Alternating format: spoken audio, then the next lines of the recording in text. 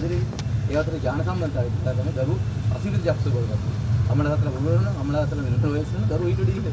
ඉංජිනේරු ක්ෂේත්‍රෙම මෙහෙට යනවා. එහෙම නැත්නම් ඒ ක්ෂේත්‍රෙම. එහෙම නැත්නම් අම්මලා තාත්තලා ડોක්ටර්ලා දරුවෝ උරු වෙන්න පුළුවන්. ඒකේ යම්සි ප්‍රමාණය එහා මේ වල තුල්ලේ වෙනවා. ඔන්ගේ මේ දැනුම පරායන.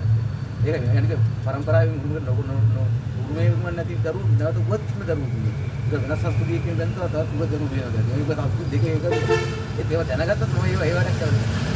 මොනවද කියන්නේ? ඒක ආදරය කරන කෙනෙකුට ලක්ෂණ සුන්දර පරිදි තියෙනවා.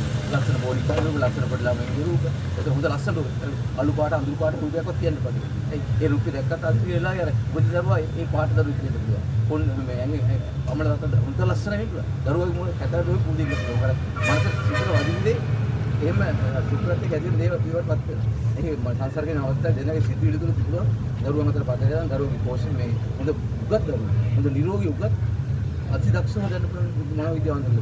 ඒ කියන්නේ අම්මලා තාත්තලා මේ දරුවෝ අම්මලා තාත්තා ගුරුවරුත් අම්මලා තාත්තා ඉන්න දරුවොත් ඒ ක්ෂේත්‍රයේ හරහා වෙනස් අසීමිත දක්ෂ ඉංජිනේරු කළමනාකරුවෙක් නම් කළමනාකරුවෙක් මට්ටමකට කරලා එහෙම නැත්නම් මැනේජර් මනෝවිද්‍යාවන්තලා එහෙම. ඒ කියන්නේ ඥාන කියන්නේ මම පාසලේ පිය පාසලේ දෙදෙනාගේ මේක.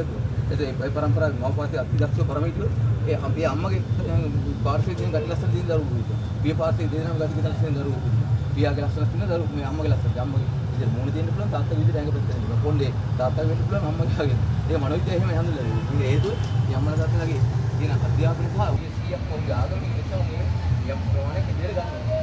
අනේක ඒක ඕනෙ ඉන්නේ. ඉස්ලාම් බංගාවේ මේ ගහපතන් සියාදී කරගෙන බෙදලා තස්කි එකද ඒ දරුවෝ අසීමිත වෙනවා. ඉස්ලාම් දරුවෝ කොබ්බ දෙන්නේ දරුවෝ විතර උපත්. ඒක හේතුව අම්මලා තාත්තා උපත් දෙන්නේ ඥාන සම්බන්ධතාවය මතකලා වෙන දරුවගේ සුදා මාර්ගික මතක්සිත. මේක මහපාත්‍රයේ පියාපාස දෙන්නම ගත්තා.